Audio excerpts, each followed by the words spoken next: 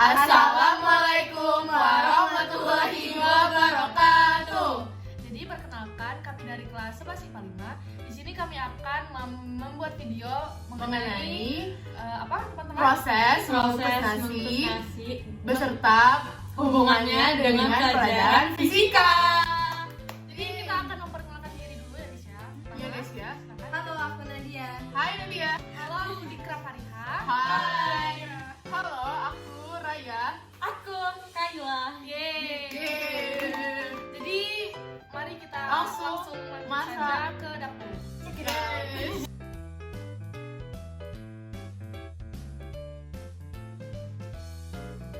Pertama, cuci terlebih dahulu air berasnya.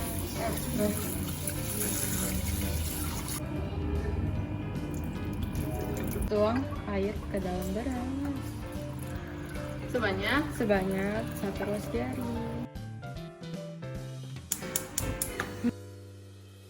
Jadi, ketika kita merebus air, ada 3 cara panas berpindah, yakni konduksi, konveksi, dan radiasi.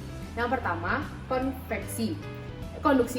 Konduksi adalah perpindahan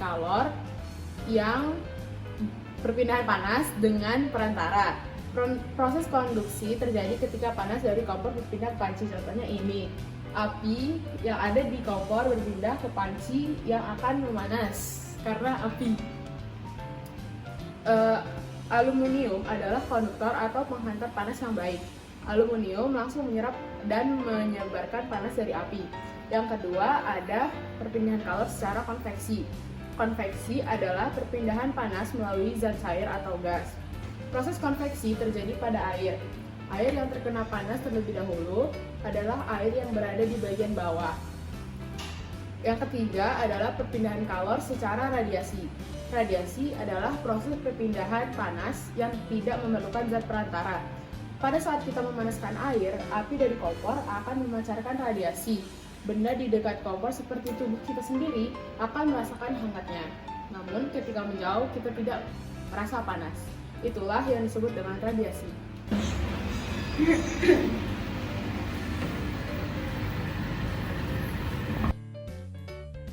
Nah guys, bisa kalian lihat di sini udah mulai ada muncul gelembung-gelembung kecil. Nah, mulai timbul gelembung halus dari air bagian bawah atau dasar panci beberapa menit kemudian, dan itu gelembung-gelembungnya itu muncul dari permukaan air dalam panci pemanas.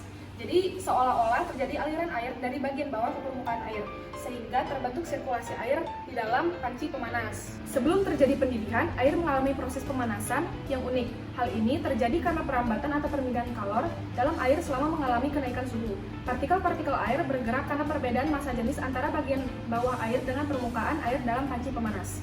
Air pada bagian bawah terlebih dulu menerima panas dari api kompor, sehingga massa jenisnya mengalami penurunan. Akibatnya, air yang berada di permukaan dengan massa jenis yang lebih tinggi akan mendesak dan mengalir ke bagian bawah air, sehingga terjadi perpindahan panas. Salah satu perubahan yang mudah kita amati adalah proses gelatinasi pada bahan makanan yang mengandung karbohidrat. Kandungan bahan makanan seperti beras, terigu, atau kentang adalah pati yang akan mengumpal kalau menyerap air, lalu membentuk ikatan yang lebih kuat kalau dipanaskan. Karena itu, setelah makanan itu dimasak, ia tidak hanya empuk, tapi juga sedikit lengket. Selagi menunggu nasinya dimasak, kita terlebih dahulu menyiapkan air untuk mendidih.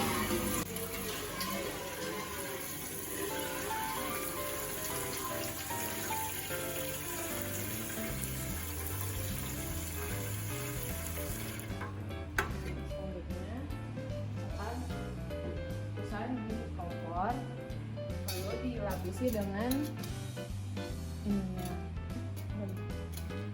saringannya.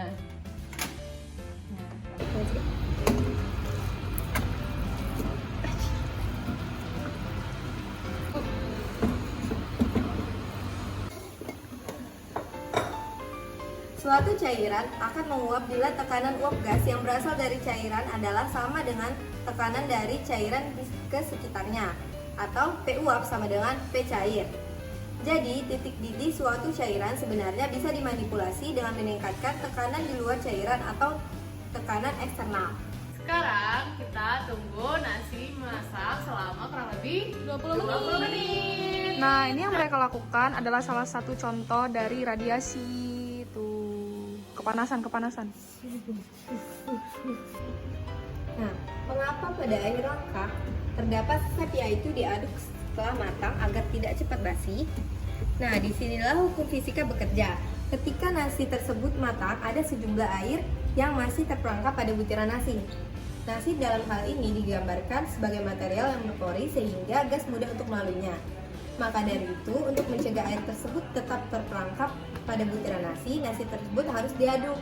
Hal ini menyebabkan ruang kosong pada butiran nasi karena air tersebut menguap dengan proses difusi dan memakan waktu yang cukup lama.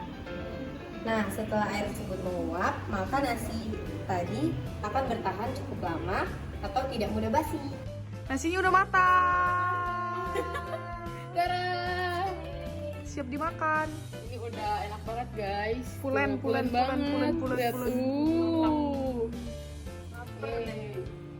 Jadi nasinya udah jadi.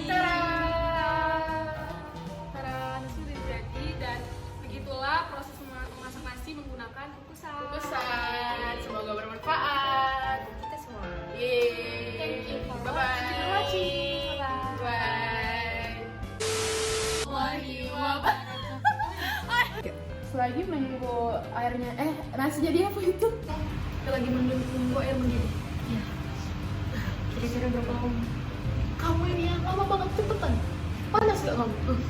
Kebetulan ada sayur, ada lauk, jadi ada protein. 4 sehat 5 sempurna. 4 sehat 5 sempurna. Mari kita cicip. Nih guys, Dika mau makan nasi masakan kita. Ini guys.